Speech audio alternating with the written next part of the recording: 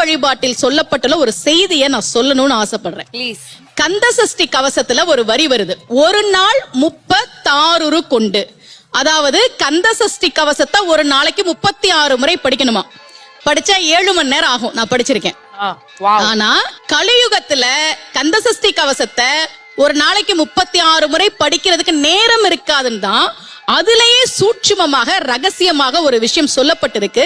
முருகனுடைய அருளால் நான் தெரிஞ்சுக்கிட்டேன். அதை நான் உங்களுக்கு சொல்றேன்.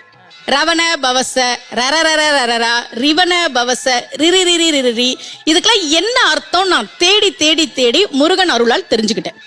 சரவண பவ முருகனுக்கான மந்திரம், இதை 6 முறை சொல்லணும். இப்ப சாவ தூக்கி பின்னாடி போட்டீங்கன்னா ரவண பவச, அத 6 முறை சொல்லணும். இப்ப ராவ தூக்கி பின்னாடி போட்டா வனப வசர, வாவ தூக்கி பின்னாடி போட்டா நபவ சரவ, இப்ப நாவ தூக்கி பின்னாடி போட்டா பவ சரவண, பாவ தூக்கி பின்னாடி போட்டா வசர வனப. ஒன்னொன்னையும் 6 முறை சொன்னா 6 × 6 36 வரும். இப்படி சொன்னால் 5 நிமிஷத்துல சொல்லிடலாம். கந்த சஷ்டி கவசத்தை 36 முறை சொன்ன பலன் கிடைக்கும்.